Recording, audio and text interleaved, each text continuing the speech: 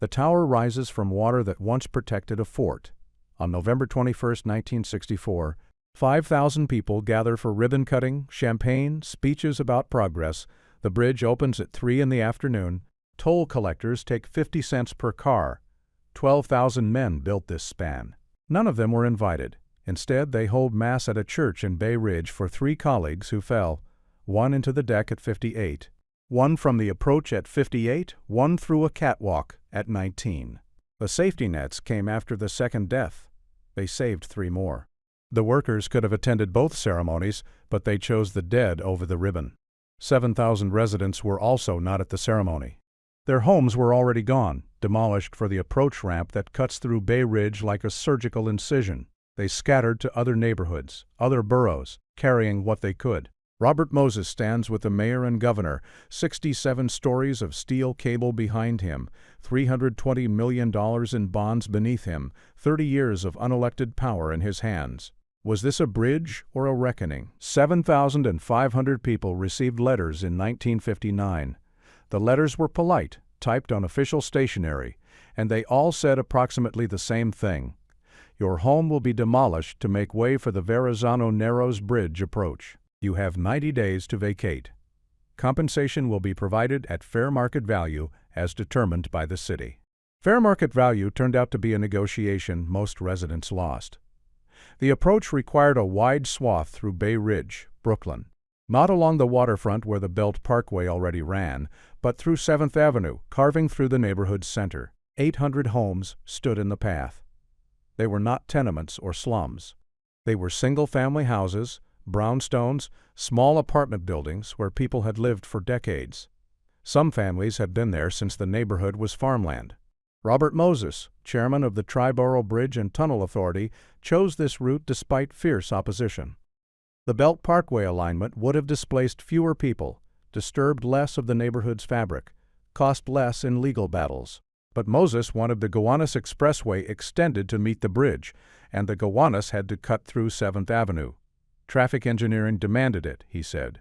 The flow required it. The Save Bay Ridge Association formed immediately. They held meetings, circulated petitions, hired lawyers, filed injunctions. Joseph T. Sharkey, the Democratic boss of Brooklyn, opposed the plan. Newspapers editorialized against it. Congressman Donald Lawrence O'Toole warned it would destroy Bay Ridge's character forever. Moses prevailed over all of them. He had a structural advantage that transcended politics. The Tri-Borough Bridge and Tunnel Authority was written into state law as independent, self-financing, and controlled by bond contracts that no mayor or governor could easily break. The TBTA collected tolls from the Triborough Bridge, the Bronx Whitestone Bridge, the Brooklyn Battery Tunnel. Those tolls generated tens of millions annually, enough to borrow hundreds of millions more by selling bonds. While New York City perpetually begged for money, Moses had his own treasury. While elected officials served terms, Moses served continuously, across administrations, accumulating institutional memory and leverage.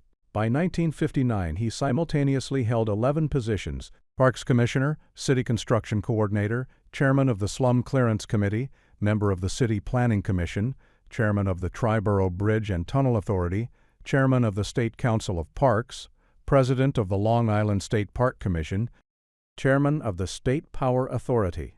When critics called for him to resign from one post, he threatened to resign from all of them. The threat usually worked. The Verrazano-Narrows Bridge was not Moses's first mass displacement. The Cross-Bronx Expressway had already cut through dense neighborhoods, scattering tens of thousands. The Brooklyn-Queens Expressway had done the same. Each time, families received similar letters, similar timelines, similar promises of fair compensation. Each time, the projects moved forward regardless of opposition. By January 1959, surveyors were already working in Bay Ridge, measuring property lines, marking buildings. By March, the Board of Estimate had officially condemned the land along 7th Avenue. The word condemned appeared on legal documents, a term borrowed from public health enforcement, as if the homes themselves were diseased, unfit for habitation, requiring removal for the city's well-being. Residents fought through the courts. They lost. The state legislature had already granted eminent domain authority. The federal government had approved the project. The Army Corps of Engineers had signed off on the design. Every institutional lever had been pulled before the first letter was mailed.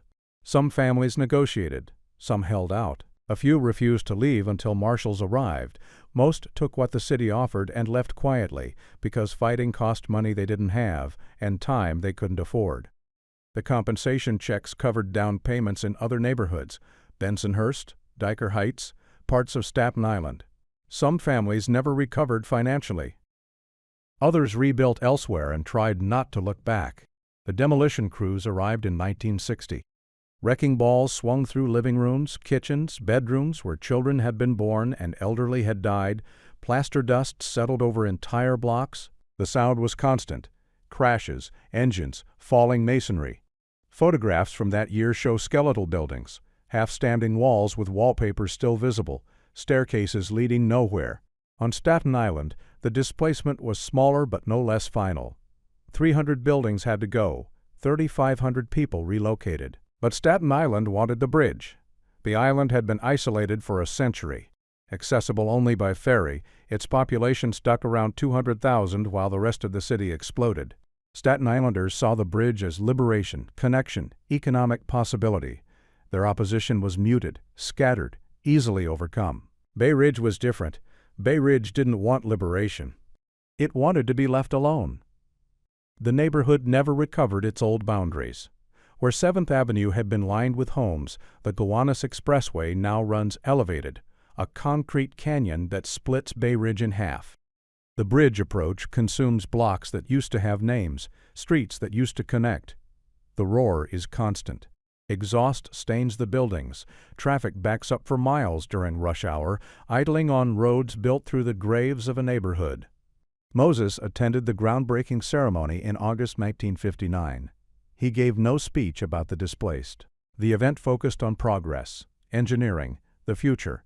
Photographs show him standing with Mayor Robert Wagner and Governor Nelson Rockefeller, all three men in dark suits, all three smiling.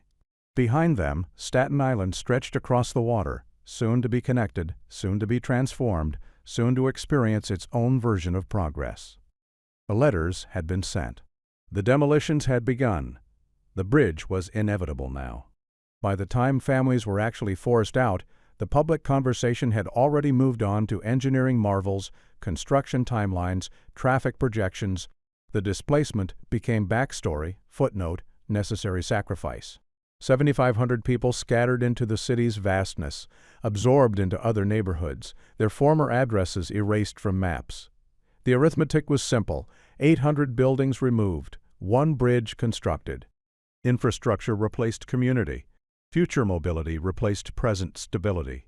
The public good, as defined by unelected engineers and bond-financed authorities, required these families to disappear. They disappeared. Fort Lafayette sat on Hendricks Reef, a rocky shoal 200 yards off the Brooklyn shore. It was a small fort, barely an acre, built in 1822 to guard the Narrows alongside its larger companion Fort Hamilton on the mainland. During the Civil War, it served as a prison, the American Bastille, holding blockade runners, Confederate officers, Maryland legislators arrested to prevent secession votes, and bounty jumpers who had defrauded the Union Army's recruitment system. By 1960, it had been abandoned for decades. Looters had taken everything of value. The brick walls were crumbling. Seabirds nested in the casemates. The fort existed as historical curiosity, occasionally mentioned in guidebooks, rarely visited. In February 1960, heavy cranes arrived on barges. The demolition took 2 weeks. Workers broke the 8-foot-thick walls into manageable pieces, loaded the rubble onto scows, and ferried it across the Narrows to the Staten Island side, where it was dumped into shallow water to facilitate construction of the Western Tower's foundation. The fort's stone became fill. Its bricks became aggregate. Everything that had stood for 138 years was reduced to raw material. The destruction was necessary because the Brooklyn Tower had to stand exactly where Fort Lafayette stood. The reef provided the only stable foundation close enough to the Brooklyn shore. Engineers had surveyed the entire Narrows. This location was optimal: the right depth, the right geology, the right distance from the anchorage on shore. No one proposed moving the tower 50 feet to spare the fort. no one suggested incorporating the fort's structure into the design. No architectural competition considered how to build around the fort, honor it, preserve it as part of the crossing. The bridge required this exact spot. The fort was in the way. The fort was removed. A cofferdam, a watertight compartment of vertical steel pilings, was driven into the water around the cleared reef to protect the construction site. Workers poured 200,000 cubic yards of concrete into caissons sunk to bedrock, creating a base for the 27,000-ton tower that would rise 693 feet above the water. The tower rose from the fort's grave without ceremony or plaque. No marker indicates what stood there before. Maps from before 1960 show Fort Lafayette clearly labeled. Maps from after 1960 show only the bridge tower, as if the fort had never existed. This erasure was not unique. The belt of fortifications that had once defended New York Harbor, dozens of forts, batteries, and gun emplacements built between 1812 and 1945, had been systematically demolished or buried since the end of World War II. Coastal artillery was obsolete. The forts were liabilities, occupying valuable waterfront land. Fort Hamilton survived only partially, with most of its gun batteries demolished to make room for the Belt Parkway and bridge approaches. Fort Wadsworth on Staten Island survived in better condition, repurposed as a military base. But Fort Lafayette disappeared entirely. Its location is now marked only by coordinates: 40.608 degrees N, 74.038, 587 degrees W. The Brooklyn Tower of the Verrazano-Narrows Bridge stands there, its base buried in the concrete that covers the reef, the rubble, the memory. During the Civil War, Fort Lafayette had held prisoners without trial, a legal gray zone justified by national emergency. The fort represented state power at its most direct, the ability to seize people, hold them, deny them due process, all in the name of preservation. 100 years later, a different form of state power seized the fort itself, held it briefly during demolition, and then erased it, all in the name of a different kind of preservation, the preservation of traffic flow, regional connectivity, economic growth. Robert Moses never publicly commented on Fort Lafayette's destruction. In his worldview, history was what you built, not what you kept. The past existed to be improved upon, built over, surpassed. Old structures, whether forts or neighborhoods, were obstacles to be removed when progress demanded it. The irony was that Robert E. Lee had worked on Fort Lafayette.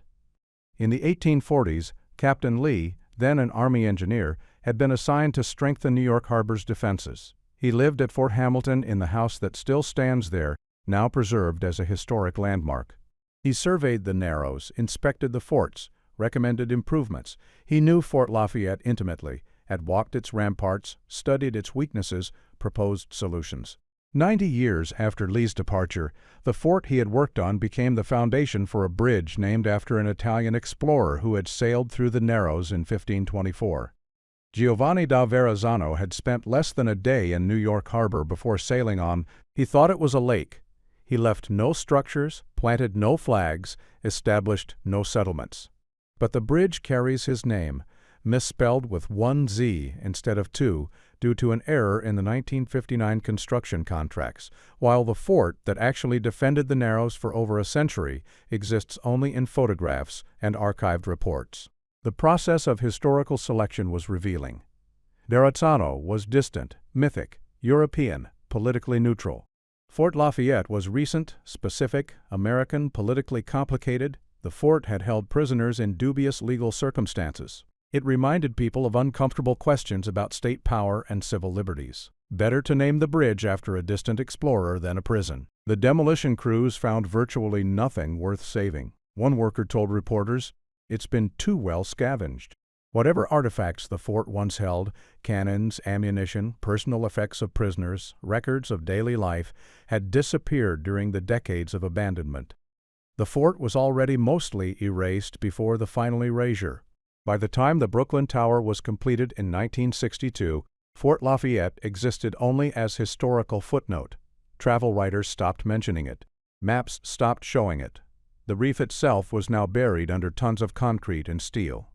The water around the tower was deep enough for ships to pass, but shallow enough to require careful navigation. Cruise ships and container ships arriving at New York Harbor must pass within sight of where Fort Lafayette stood, but their pilots navigate by the bridge towers now, not by the memory of coastal defenses. The fort's destruction set the pattern for the entire bridge project. Identify the optimal location, remove whatever occupies it, build without looking back, no compromises. No detours, no accommodations for what existed before. This was the logic of infrastructure at its purest, a logic that sees space as empty until properly utilized, history as irrelevant unless it serves present purposes, preservation as sentimentality that delays progress. Fort Lafayette was not empty. It was full of history, memory, meaning. But those things weighed nothing in the calculations that mattered. The calculations measured tons of concrete, cubic yards of fill, pounds of steel, the fort's historical weight, its symbolic value, its connection to the city's defensive past, its role in the Civil War, registered as zero in those equations. 2 weeks. That's how long it took to erase 138 years.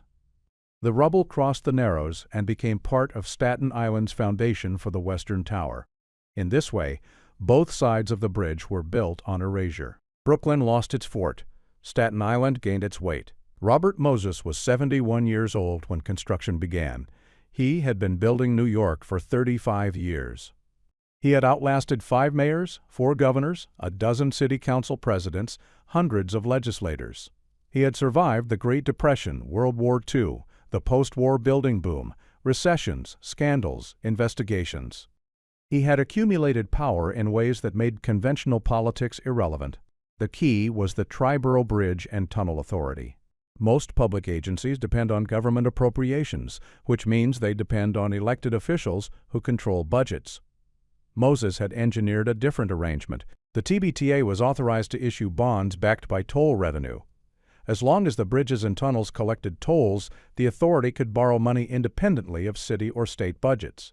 And as long as Moses chaired the authority, he controlled that money. The Triborough Bridge opened in 1936. By 1939, toll revenue exceeded all projections. By 1945, the TBTA was collecting tens of millions annually.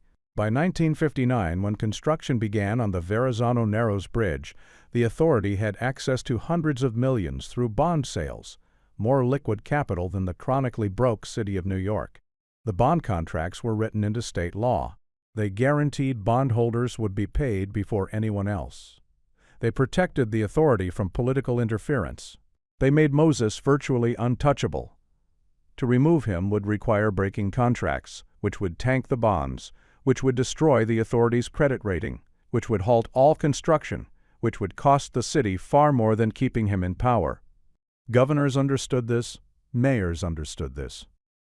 They could criticize Moses publicly, oppose individual projects, issue angry statements, but they could not fire him. Not without triggering financial catastrophe.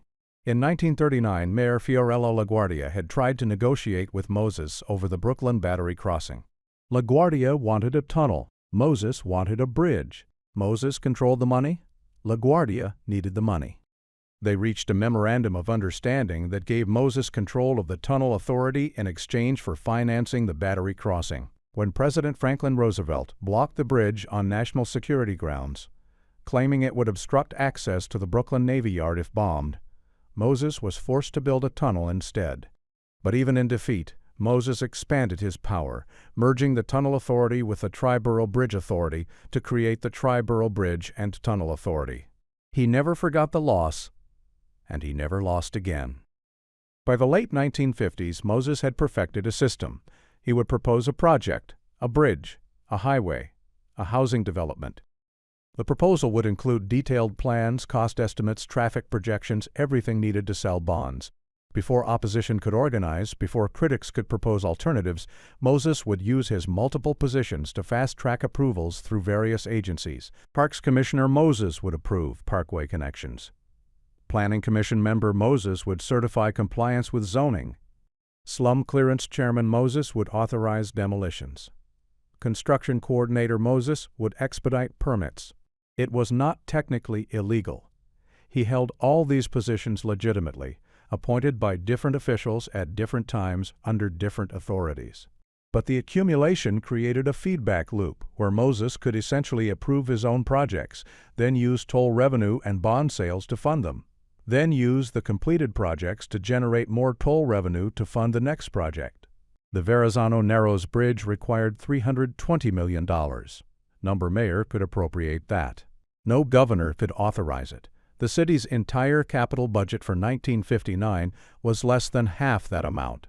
But Moses could borrow it by selling TBTA bonds, backed by projected toll revenue from a bridge that didn't exist yet. This was financial alchemy. Converting future traffic into present infrastructure, converting political vision into concrete and steel without requiring elected approval at any stage except the initial enabling legislation, which had been passed years earlier. The Port Authority of New York and New Jersey initially agreed to fund the bridge, hoping increased traffic to Staten Island would boost revenue at the Goethals Bridge and Outer Bridge Crossing, which connected Staten Island to New Jersey and which the Port Authority controlled. But Moses negotiated a deal where the TBTA would operate the Verrazano-Narrows Bridge, keeping the toll revenue. The Port Authority got increased traffic. Moses got increased power. During construction, Moses warned contractors of steep fines if they missed deadlines. The bridge had to open in November 1964, not because of engineering necessity, but because of political timing. Moses wanted the bridge completed before his enemies could regroup, before new administrations could cancel it, before public opinion could shift. He drove the schedule relentlessly. When a concrete workers' strike threatened delays in 1961, Moses personally negotiated with union leaders, offering higher wages in exchange for immediate resumption of work. When material shortages threatened progress in 1963, Moses redirected supplies from other TBTA projects. The Verrazano-Narrows Bridge had priority over everything. Critics called him a dictator. Moses called himself a coordinator. The distinction mattered less than the results. Projects got built, on time, under budget, regardless of who opposed them. His earlier projects had earned him credibility. Jones Beach State Park was genuinely beautiful, genuinely public, genuinely transformative. The Tri-Borough Bridge worked exactly as promised. The Henry Hudson Bridge, the Bronx Whitestone Bridge, the Brooklyn Battery Tunnel, they all functioned. They all generated revenue. They all became essential infrastructure. But by 1959, the cost-benefit analysis had shifted. The displaced families from the Cross-Bronx Expressway had not been compensated fairly. The neighborhoods destroyed for slum clearance had not been rebuilt adequately. The parkways that once seemed like liberation now seemed like barriers, cutting through communities, creating pollution, enabling suburban sprawl while leaving cities to decay. Moses's response to criticism was dismissal. People who opposed progress were sentimentalists, NIMBYs, obstructionists. They didn't understand engineering. They didn't grasp the big picture. They wanted the benefits of modernity without accepting the costs. And the costs were always borne by someone else, someone without political power, someone whose neighborhood was blighted, someone who lived in the path of progress. Bay Ridge was not blighted. Its homes were not slums. Its streets were not dangerous. But Bay Ridge was in the way of the 7th Avenue approach, and the 7th Avenue approach was necessary to connect the bridge to the Gowanus Expressway, and the Gowanus Expressway was necessary to complete the regional highway network that Moses had been building for 30 years. The neighborhood's residents had no leverage. They were homeowners, small business owners, working families. They voted, but not as a bloc. They lacked the institutional connections that might have protected them. They faced an opponent who controlled hundreds of millions of dollars, held 11 government positions, and had spent 3 decades learning how to neutralize opposition. The Save Bay Ridge Association tried everything legal: petitions, lawsuits, appeals to elected officials, media campaigns. Nothing worked. Every legal avenue led back to the same conclusion.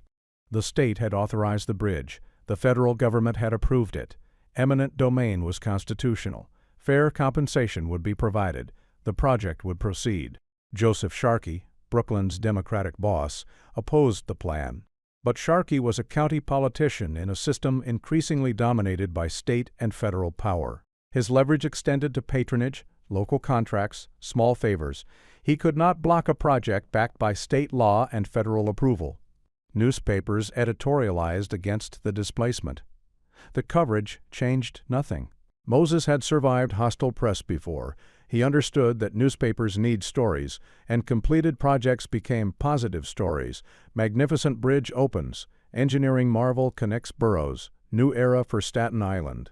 The displaced families would be mentioned in paragraph 12, if at all. Moses attended the groundbreaking ceremony in August 1959. He spoke about traffic flow, regional connectivity, economic development. He did not mention the 7,500 people being displaced, the 800 homes being demolished, the neighborhood being permanently altered. These were details, not the story. The story was the bridge, the longest suspension span in the world, a testament to American engineering, a symbol of progress. By 1964, when the bridge opened, Moses's power was beginning to crack. Governor Rockefeller and Mayor Lindsay were exploring ways to redirect TBTA toll revenue to support mass transit. The civil rights movement was challenging urban renewal and highway projects that destroyed minority neighborhoods. Jacobs and other urbanists were articulating alternatives to Moses's vision of cities organized around automobile traffic, but the Verrazano-Narrows Bridge was Moses's last completed megaproject. After this, he would be eased out of power, stripped of most positions, relegated to consultant roles, eventually sidelined entirely. The era of the master builder, the unelected coordinator who shaped cities through sheer accumulation of authority, was ending. The bridge stands as both monument and warning. This is what you can build when you concentrate enough power in one person, when you insulate infrastructure decisions from democratic oversight, when you let financial engineering substitute for public consent. Moses built the bridge. But the bridge also built Moses, or rather completed him, finished his vision, demonstrated both his genius and his blindness. He saw the bridge. He never saw the people it displaced. The cables came first, 4 of them, each containing 26,108 individual wires, each wire the thickness of a pencil. Each strand galvanized steel. The wires were spun in place using aerial spinning, a technique where a wheel travels back and forth across the span, laying down wire after wire, building the cable strand by strand. It took months. The spinning wheel ran continuously, day and night shifts, weather permitting. Workers rode the wheel across the empty space where the roadway would eventually hang 228 feet above the water at midpoint. Number nets, below, no platform beneath, just air, water, and the absolute requirement that you not fall. 10,000 men worked on the bridge over 5 years. Most were union ironworkers, Local 40 and Local 361. Some were second-generation bridge builders whose fathers had worked on the George Washington or the Brooklyn Bridge. Some were immigrants seeking union wages and American credentials. Some were young men who wanted to do something they could point to for the rest of their lives. The pay was good, union scale plus danger premiums for high work. A skilled ironworker could make twice what a factory worker earned. But the work was dangerous in ways that were hard to explain to people who had never been up there. You walked on steel beams 6 inches wide, hundreds of feet above water or pavement. The wind was unpredictable, calm at ground level, gusting at height. The steel was slippery when wet, freezing cold in winter, burning hot in summer. The job required perfect balance, constant attention, muscle memory drilled so deep that you could catch yourself before your conscious mind registered that you were falling. Most days, nothing happened. You went up, did your work, came down. But the margin for error was 0, and the consequences were absolute. Paul Bassett was 58, experienced, careful. On August 24, 1962, he was working inside the Brooklyn Tower when he fell. The tower was still under construction, a skeleton of steel and concrete with temporary platforms and gaps where permanent structures would eventually be installed. Bassett fell off the deck and struck the tower before hitting water. He died before rescue boats reached him. The workers requested safety nets. Management resisted. Safety nets were expensive, complicated to install, potentially interfering with construction schedules. The bridge was already behind schedule due to weather and material delays. Adding nets would require additional rigging, structural analysis to ensure the towers could support the weight, time to install them properly. Irving Rubin was 58, working on the bridge approach in July 1963 when he fell. The approach was the long ramp connecting the bridge to the Gowanus Expressway, elevated high enough to clear local streets. Rubin fell from the approach structure. There was nothing below to catch him. After the second death, the workers escalated. In August 1963, 300 ironworkers refused to raise a 402-ton roadway section until safety nets were installed. This was not a formal strike. Striking would violate their union contract and potentially cost them their jobs. But they refused to work without nets. They stood on the deck, tools down, and waited.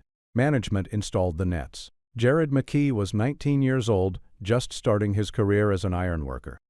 In October 1963, 3 months after the nets were installed, he was walking on the catwalk, a narrow temporary walkway used during cable spinning and deck installation. He slipped and went through a hole in the catwalk. He fell into the Narrows. The nets did not reach that section. Or he fell through a gap in the nets. Or the nets were not yet installed in that area of the catwalk. The records are unclear on the exact circumstances. What is clear, McKee hit the water from a height that left no possibility of survival. The nets saved 3 other workers during construction. One ironworker, Bob Walsh, later recalled jumping between beams 5 feet apart and not making the landing. The nets caught him. Another Local 40 worker fell and survived because of the nets. A third worker fell and was saved. Their names were not widely recorded. They went back to work. They lived because 2 other men had died first. Gay Talese chronicled the construction in his 1964 book, The Bridge. He interviewed workers, attended safety meetings, documented the culture of high-steel ironwork. The book captures the mix of pride and fear that defined the work. Pride in building something magnificent, fear that any moment could be your last. The ironworkers developed superstitions. Some refused to look down. Some talked to the bridge as if it were alive. Some carried specific tools or wore specific clothes every day, believing that routine provided protection. These rituals had no engineering basis, but they provided psychological scaffolding, a way to manage fear that could paralyze if confronted directly. Bob Walsh's father had died working on a Manhattan building.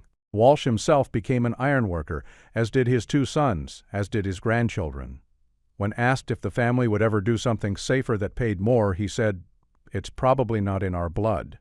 This was the culture: danger as inheritance, risk as family tradition, pride in the ability to work where others couldn't. The towers required the most dangerous work. Each tower rose 693 feet, assembled from prefabricated steel sections lifted into place by cranes and bolted together by workers who climbed the structure as it grew. The towers were tall enough that workers could see the curvature of the earth. The tops of the towers are 1 5/8 inches farther apart than their bases, accounting for the planet's curve across the 4,260-foot span.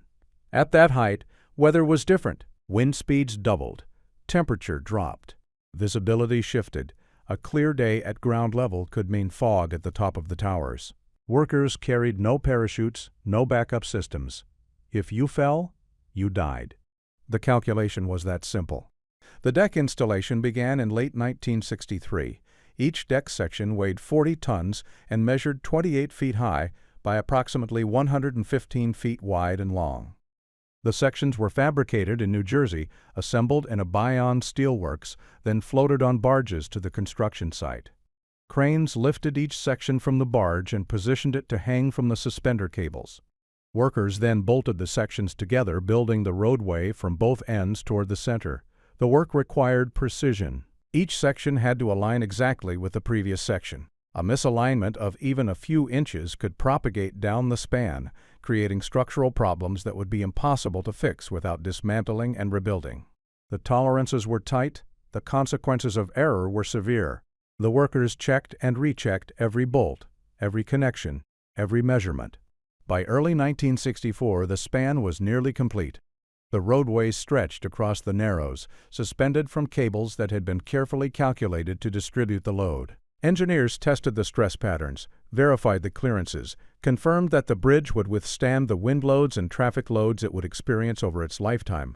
The bridge opened on November 21, 1964. Robert Moses organized the ceremony, invited dignitaries, arranged for media coverage. Politicians gave speeches. Bands played. Crowds gathered. 5,000 people attended the official opening. The 12,000 workers who built the bridge were not invited. Moses did not explain the exclusion. Perhaps he saw it as a political event, not a workers' celebration. Perhaps he wanted to control the narrative, keep the focus on officials and policy rather than labor and sacrifice. Perhaps he simply did not consider the workers' attendance relevant to the ceremony. The workers responded by boycotting the opening. Instead of attending the ribbon cutting, they held a mass at a Bay Ridge church in memory of Paul Bassett, Irving Rubin, and Gerard McKee. The church was full. The workers wore their work clothes.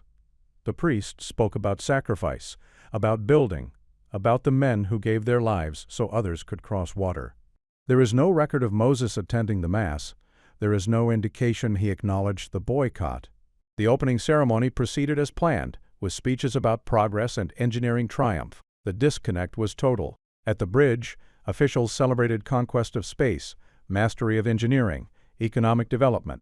At the church, workers mourned the dead and remembered that every structure is built on someone's body, someone's risk, someone's irreplaceable life.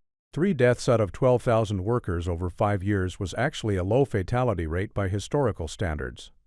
The Brooklyn Bridge had killed at least 20 workers. The Golden Gate Bridge had killed 11. Modern safety regulations, better equipment, union pressure for protective measures, all of these reduced the death rate. But the improvement was relative. 3 families still lost members. 3 men still fell. The families received compensation, union death benefits, insurance payouts, settlements. The money did not bring the men back. The workers' boycott was not reported in most news coverage of the opening. The media focused on the ceremony, the speeches, the first cars crossing. The workers' absence was not considered newsworthy. Their presence would have complicated the narrative of triumph. But the Mass happened. The workers gathered. They remembered their dead. They marked the bridge's opening in their own way, with their own ritual, honoring what had been sacrificed to build the span. The bridge still stands. The names of Bassett, Rubin, and McKee are recorded in Union archives, in newspaper morgues, in Gay Talisa's book. No plaque on the bridge commemorates them. No marker explains that 3 men died here. The structure itself is their monument, unwilling and unmarked. Every day, 200,000 vehicles cross the bridge. Almost none of the drivers know about the 3 who fell. Staten Island in 1960, population 220, 1991. Farms still operated in the central and southern sections. The North Shore had industry, oil refineries, chemical plants, shipyards, but most of the island remained undeveloped. You could walk through woods, find streams, encounter deer. The only connection to the rest of New York City was the Staten Island Ferry to Manhattan, or smaller ferries to Brooklyn's 39th and 69th Streets. The ferry to Manhattan took 30 minutes and ran on a schedule that made commuting difficult. Most Staten Islanders worked on the island or didn't work in Manhattan. The isolation was both limitation and protection. The island was cheap, quiet, suburban in a city that was dense, loud, urban. People who wanted space moved to Staten Island. People who wanted action stayed away. The bridge changed everything.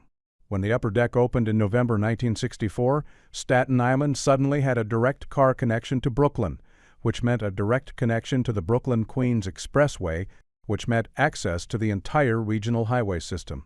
You could drive from Staten Island to Manhattan to Queens to Long Island to New Jersey to Connecticut to anywhere the highway network reached.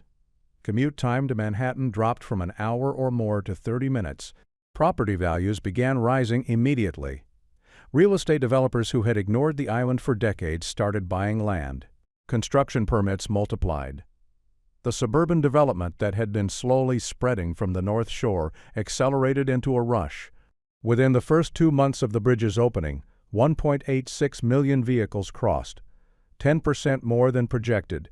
The toll revenue netted the Triborough Bridge and Tunnel Authority almost $1 million, exceeding expectations. By the bridge's first anniversary in November 1965, 17 million motorists had crossed, paying $9 million in tolls. The Goethals Bridge, connecting New Jersey to Staten Island, saw its daily traffic increase by 75%. The entire regional traffic pattern reconfigured around the new crossing. Staten Island's population began growing at 1,700 people per month, compared to 200 per year, before the bridge.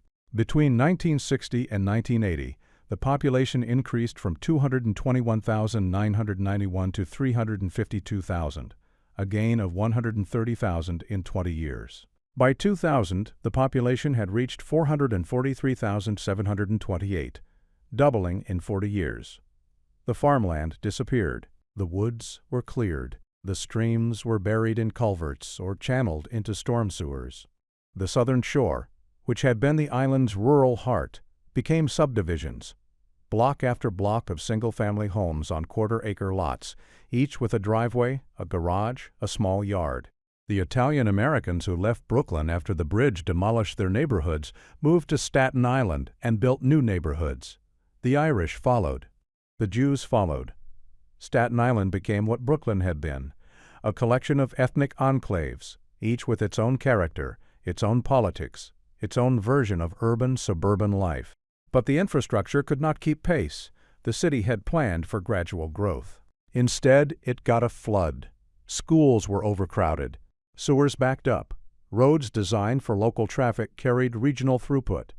The Staten Island Expressway, which connected the bridge to the rest of the island, became a parking lot during rush hour. Congestion so bad that commuters sometimes spent longer on the expressway than on the bridge itself. The water and waste management systems, designed for a population of 200,000, now served 500,000. The separate storm sewer system, installed to avoid the combined sewer overflows that plagued the rest of the city, couldn't handle the increased runoff from all the new pavement. Winter floods became routine. Newly developed areas found themselves underwater every spring, their basements filled with sewage, their yards transformed into swamps. The environmental cost was immediate and permanent. Staten Island had unique wetlands, stream corridors, natural habitats. The rapid development destroyed most of them. Species that had lived on the island for millennia disappeared within a generation. The air quality worsened as traffic increased. The noise levels rose. The night sky, once visible in the southern sections, faded behind light pollution. The demographic shift was equally rapid. Before the bridge, Staten Island was the whitest, most conservative borough, a Republican stronghold in a Democratic city. After the bridge, it became more white, more conservative, more Republican. The white flight from Brooklyn and other boroughs accelerated the island's demographic isolation. By the 1970s, Staten Island had become a symbol of white ethnic resistance to integration, a place where people moved to escape the racial changes happening in the rest of the city. Polls taken between 1968 and 1984 showed Staten Islanders were ambivalent about the bridge. 65% said the benefits outweighed the problems, but that meant 35% disagreed or were unsure. The island had gained connection and lost isolation. Whether that trade was worth it depended on what you valued. Some longtime residents mourned the old Staten Island, the island of farms and woods, the island where you knew your neighbors, the island that was technically part of New York City but felt like somewhere else. They watched the development spread like a rash, covering everything they had loved about the place. They saw traffic replace tranquility, strip malls replace open space, suburban anonymity replace small-town community. Others celebrated the transformation. The island was no longer forgotten, no longer left out of the city's growth and prosperity. Property values rising meant wealth accumulation. New schools and services meant better infrastructure. Connection to the rest of the city meant opportunity, access, inclusion. But the city's investment in Staten Island did not match the toll revenue generated by the bridge. This became a source of lasting resentment. The Verrazano-Narrows Bridge collected hundreds of millions in tolls over the decades. That money went to the Metropolitan Transportation Authority, which used it to subsidize the subway system, commuter rail, bridges, and tunnels throughout the city. Staten Island got back a fraction of what its commuters paid. The myth emerged. Nobody knows quite when or how that the tolls would disappear once the bridge was paid off. This was never true. The TBTA never promised it. No official document mentioned it. But the belief persisted, became part of Staten Island folklore, a grievance passed down through generations. When toll increases were announced, Staten Islanders protested, citing the broken promise that had never been made. By 2014, on the bridge's 50th anniversary, most Staten Islanders boycotted the official celebration. The protests were about toll increases, about perceived neglect, about the feeling that the bridge had enriched everyone except the people who used it most. Assemblywoman Nicole Maliotakis stated publicly, "For decades, revenue from the Verrazano Bridge has been misused, subsidizing other parts of the MTA's service territory, while Staten Island received crumbs." A toll in 2014 was $13. By 2020, it had reached $16. Plans to increase it to $19 sparked fresh protests. For a Staten Island resident commuting to Manhattan 5 days a week, the annual toll cost could exceed $8,000. The discount for Staten Island EZ Pass holders, $2.75 versus $6.55 for others, helped, but the baseline cost kept rising. The bridge that was supposed to liberate Staten Island had become its financial burden.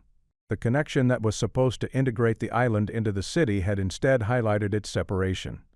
Staten Islanders paid the toll, crossed the bridge, worked in Manhattan or Brooklyn, then returned home to an island that felt increasingly isolated despite being connected. Secession movements emerged periodically.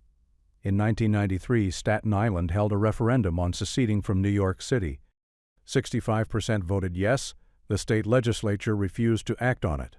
The island remained part of the city, connected by the bridge it resented, paying tolls that supported services it barely received. The bridge transformed Staten Island, but not in the ways the planners predicted. They anticipated growth. They got sprawl. They anticipated development.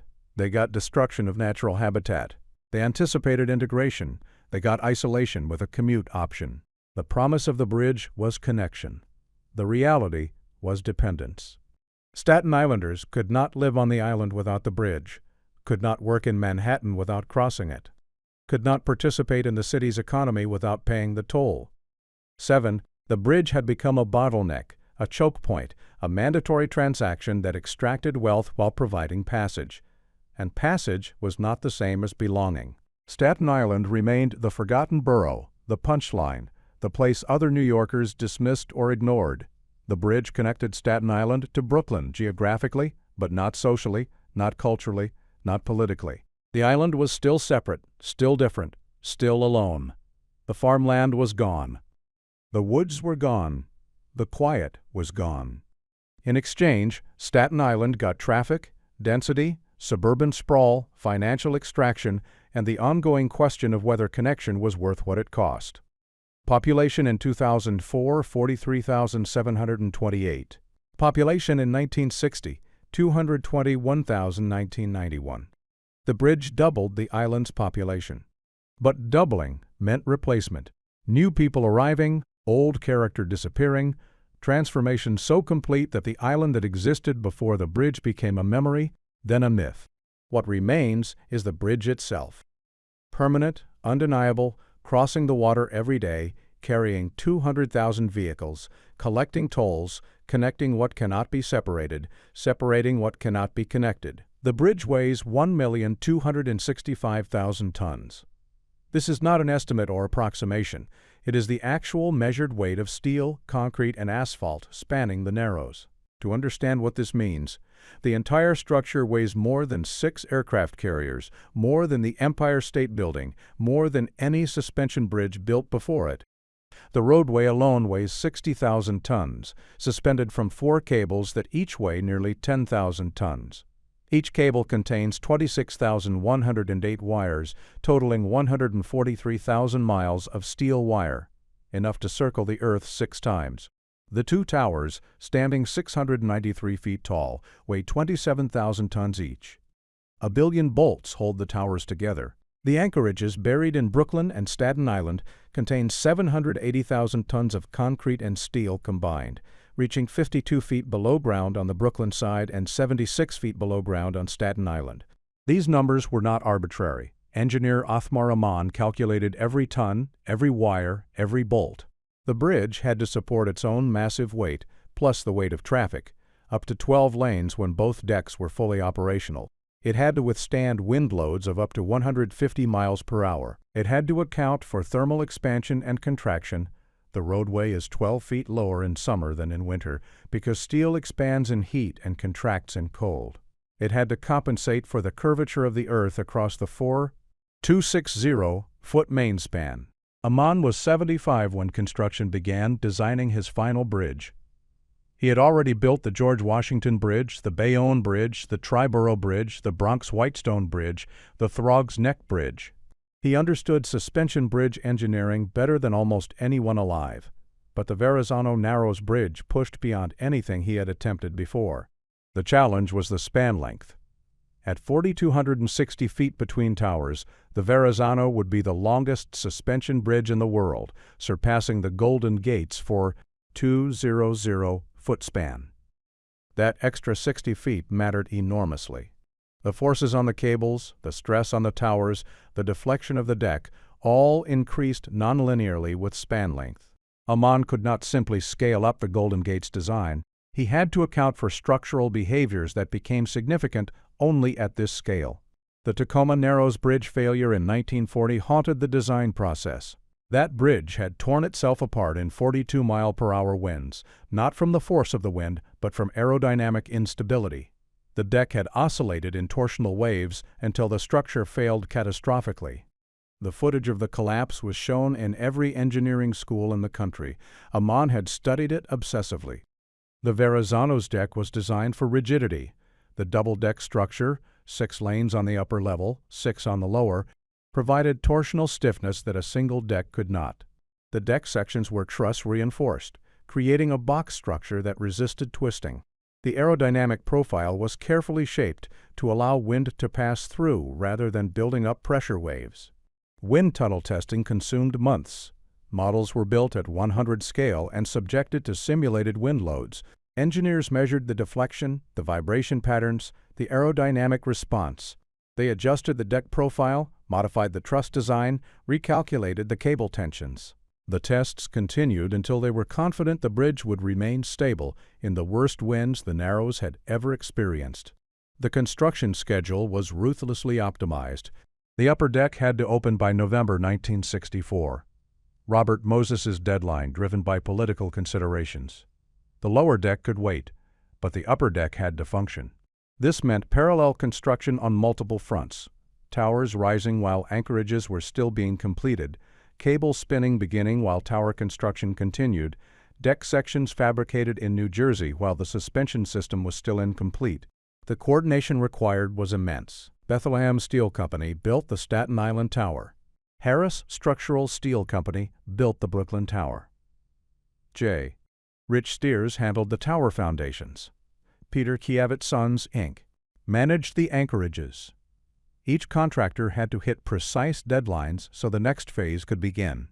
A delay in one area cascaded through the entire schedule. Moses used financial penalties to enforce compliance.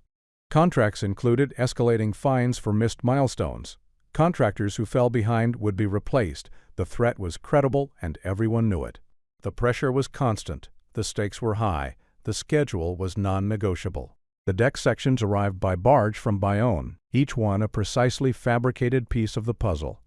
The sections had been manufactured in an assembly line, components created in Jersey City, combined in Bayonne, then floated to the bridge site. Each 40-ton section measured 28 feet high by 115 feet wide and long. The sections were lifted by cranes from the barges and positioned to hang from the suspender cables. The first deck section was installed in October 1963. By early 1964, the span was nearly complete. Engineers tested the load distribution, verified the cable tensions, confirmed that the deflection matched predictions. The bridge behaved as the calculations said it would. The structure was stable. Amman died in 1965, the year after the bridge opened. He never saw the lower deck completed in 1969. He never saw the bridge handle the traffic volumes that would eventually cross it. 195,000 vehicles daily by 2014, far exceeding the original projections. He never saw the maintenance challenges that would emerge as the structure aged. But he saw it stand. He saw it work. He saw traffic cross the Narrows on a structure he had designed, over water that had been uncrossed for all of human history until this moment. The engineering was brilliant. The structure was sound. The bridge accomplished exactly what it was designed to do: connect Brooklyn to Staten Island, carry traffic, generate toll revenue, complete the regional highway network. What Amman could not design, what no engineer could calculate, was the social weight the bridge would carry.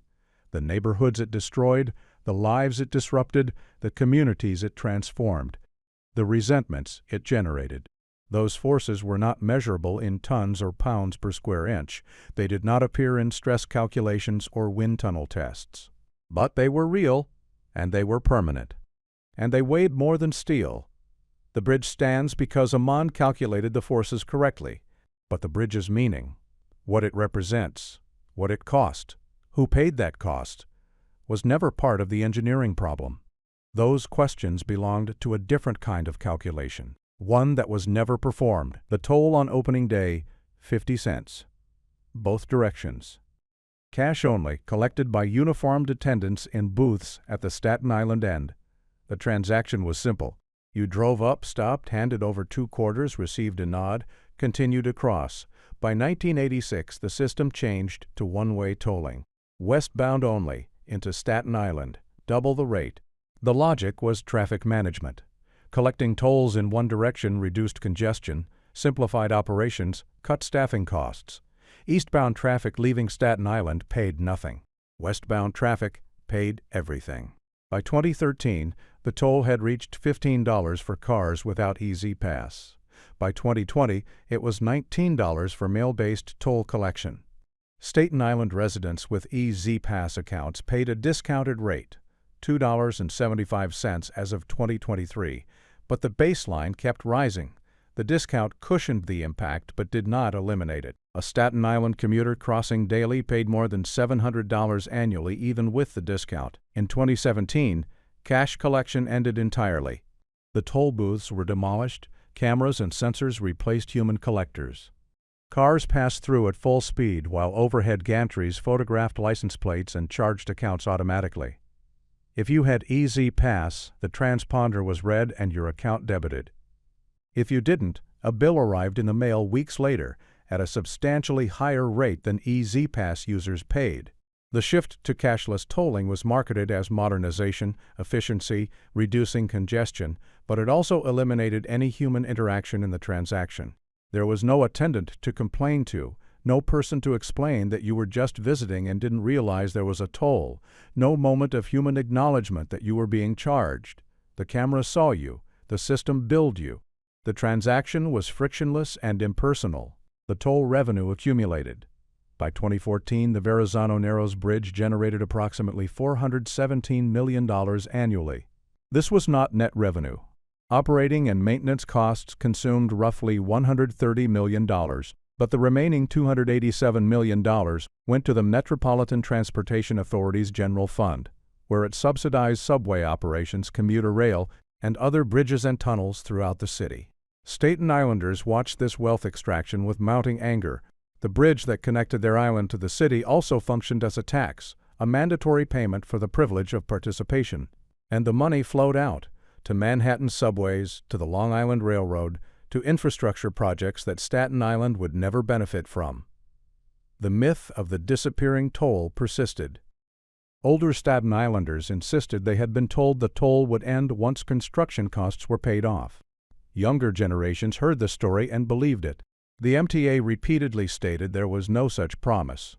They searched their archives, found nothing, published statements clarifying that no official had ever committed to removing the toll. But facts did not dislodge belief. The belief served a function. It gave Staten Islanders a framework for their resentment, a betrayal narrative that explained why they felt exploited. Whether or not the promise had actually been made mattered less than the feeling that something had been taken from them. First their isolation, then their money, then their voice in deciding how that money was spent. In 2014, on the bridge's 50th anniversary, the MTA organized a celebration. Borough officials were invited. Elected representatives gave speeches. A ceremony was planned. Most Staten Islanders boycotted.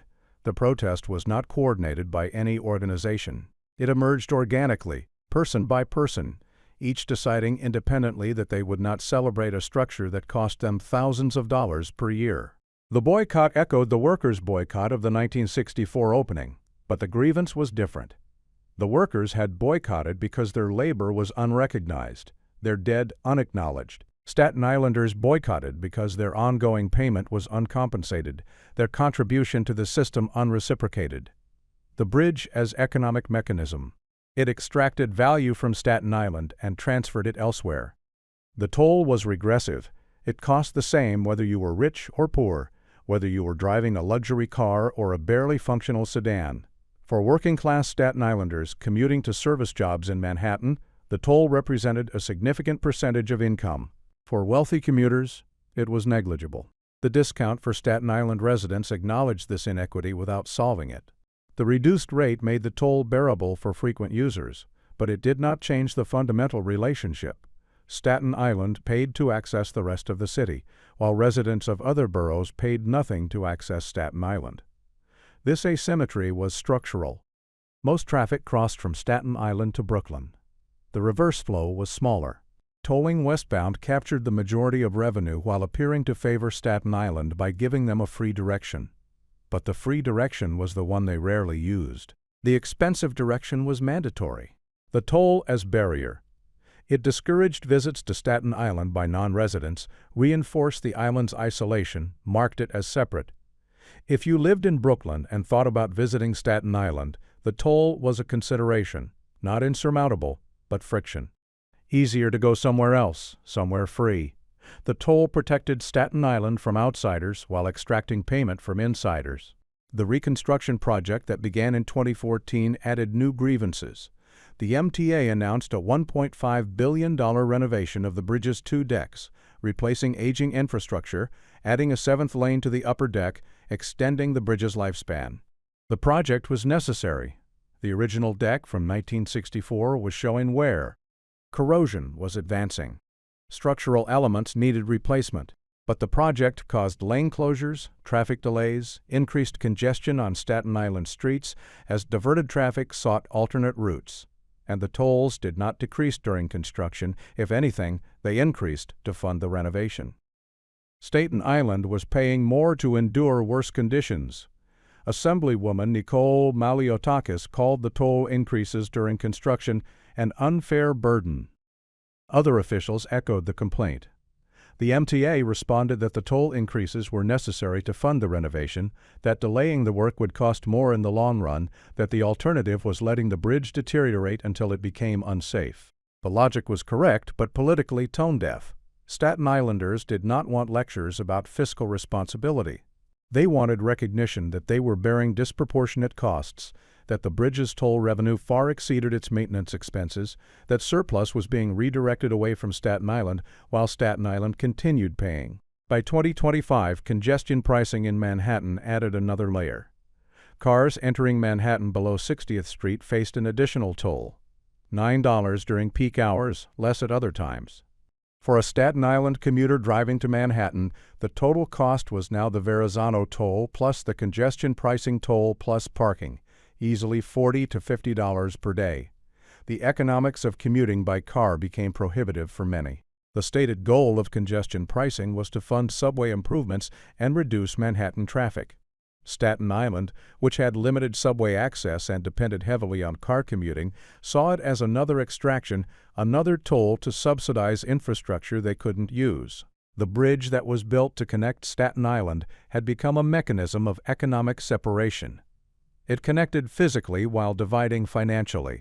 It enabled access while taxing participation. It transformed Staten Island from an isolated borough into an integrated but subordinate part of the city's economic structure. The toll never ended because it was never meant to end. The bridge was not a temporary project to be paid off and made free. It was a permanent revenue stream, designed from the beginning to generate ongoing income that would fund future projects, service perpetual debt, sustain the authority that built it. Robert Moses understood this in 1959. The toll was not a construction cost recovery mechanism. It was the foundation of power, the ability to generate income independent of appropriations, to borrow against future revenue, to build without asking permission. The bridge produces money. The money produces more infrastructure. The infrastructure produces more toll opportunities. The system feeds itself, expands itself, perpetuates itself. And Staten Island, connected to the system by the bridge it resented, could not disconnect without returning to isolation. The choice was no longer available. The bridge had made irreversible what had once been merely distant. 50 cents in 1964. $19 in 2020, the toll increased 38-fold while the bridge remained the same. The steel did not multiply, the span did not lengthen, the lanes did not double, but the cost kept rising. Because the purpose of the toll was never to pay for the bridge. The purpose was to sustain the system that builds bridges, and that system has no natural limit, no point of completion, no moment when it decides it has extracted enough. The toll continues. The bridge stands, the money flows out, and Staten Island pays every day for the connection it cannot refuse. The bridge turns 60 years old in November 2024. It is now the 11th longest suspension bridge in the world, surpassed by spans in China, Turkey, Japan, South Korea. It remains the longest in the Americas. It carries approximately 200,000 vehicles daily. It has never collapsed, never required emergency closure for structural failure, never failed to perform its primary function. By engineering standards, it is a success. The $1.5 billion reconstruction continues. The upper deck has been replaced with orthotropic steel sections, a design that reduces weight while maintaining strength. The 7th lane has been added. The lower deck replacement is scheduled for the coming years, requiring lane closures and traffic diversions that will compound Staten Island's congestion. The main cables are being treated with a dehumidification system, dry air pumped through the cable interior to prevent the corrosion that has compromised other aging suspension bridges. The towers are inspected annually. The roadway is resurfaced on a rotating schedule. The lighting has been converted to LEDs. The paint crews work continuously, covering the structure section by section, a job that takes years and begins again as soon as it's completed. Maintenance never stops. The bridge requires constant attention to remain functional. Salt air from the harbor corrodes steel. Freeze-thaw cycles crack concrete. Traffic vibration loosens connections. Wind stress fatigues cables. The structure is designed to last a century, but only with perpetual intervention. The cost of this intervention is absorbed into the toll. The $417 million collected annually covers operations, maintenance, debt service, and contribution to the MTA's capital budget. The bridge pays for itself and subsidizes other infrastructure. This is the model's success, a single project generating perpetual revenue. But what the bridge cannot maintain is what it destroyed. Bay Ridge never recovered the neighborhood that existed before 1959. The 7th Avenue corridor remains a concrete trench, the Gowanus Expressway permanently dividing what was once continuous. The families who were displaced are scattered. Some moved to nearby neighborhoods, some left Brooklyn entirely, some died before they could return. Their homes are gone, replaced by roads and ramps. No monument marks the displacement. No plaque lists the addresses that disappeared.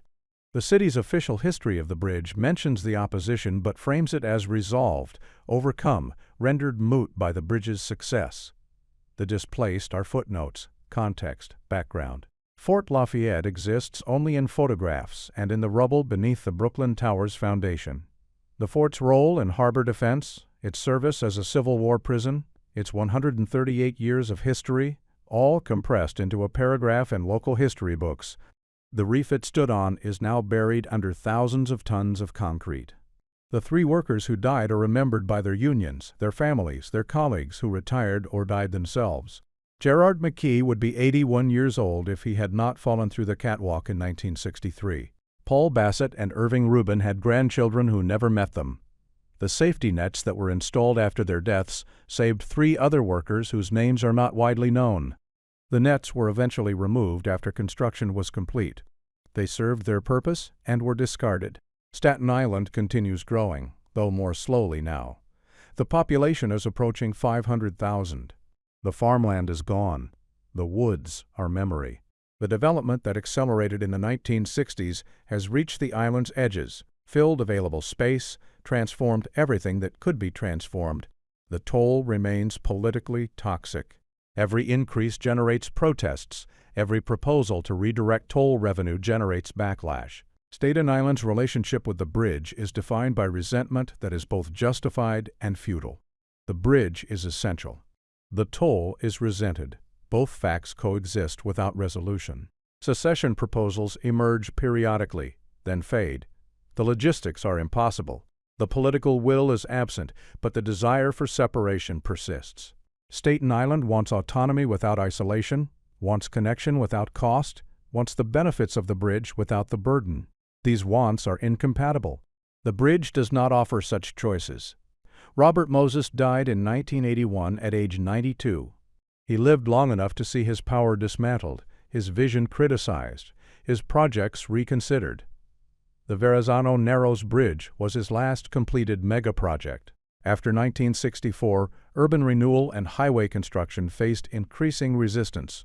Moses's model of development, top-down, displacement-heavy, automobile-centric, fell out of favor. But the bridges remain. The highways remain. The structures Moses built are permanent, regardless of whether his methods are rejected. The Verrazzano-Narrows Bridge stands as his final monument. Brilliant engineering, massive displacement, lasting transformation, perpetual revenue extraction. Othmar Amman's engineering was flawless. The bridge performs as designed, but Amman designed only the physical structure, not the social consequences. Those were outside the scope of engineering, beyond the calculations, irrelevant to the question of whether steel could span water. The question that was never asked: should this bridge exist? Not could it be built? Clearly it could. But should it? What would be lost? Who would pay? Were there alternatives? Could connection happen without destruction? These questions were not part of the planning process. The bridge was assumed to be necessary, progress to be inevitable, displacement to be acceptable. The only questions were technical: how to build it, how to finance it, how to overcome opposition, and those questions were answered. The bridge was built. The opposition was overcome. The displaced were absorbed elsewhere. What remains is steel and concrete spanning water, carrying traffic, collecting tolls. What remains is a neighborhood permanently altered, a fort permanently erased, 3 workers permanently dead. What remains is an island transformed, connected, and isolated simultaneously, paying perpetually for a bridge it needed and resented. The bridge does not remember. Steel has no memory. Concrete does not mourn. The structure performs its function. Cars cross water without reference to the costs its construction imposed. But the costs persist. They are carried by people, not structures. By families who lost homes, workers who lost colleagues, communities that lost coherence. These costs were not temporary. They were not compensated. They were transferred, displaced, rendered invisible by the bridge's success. The bridge works.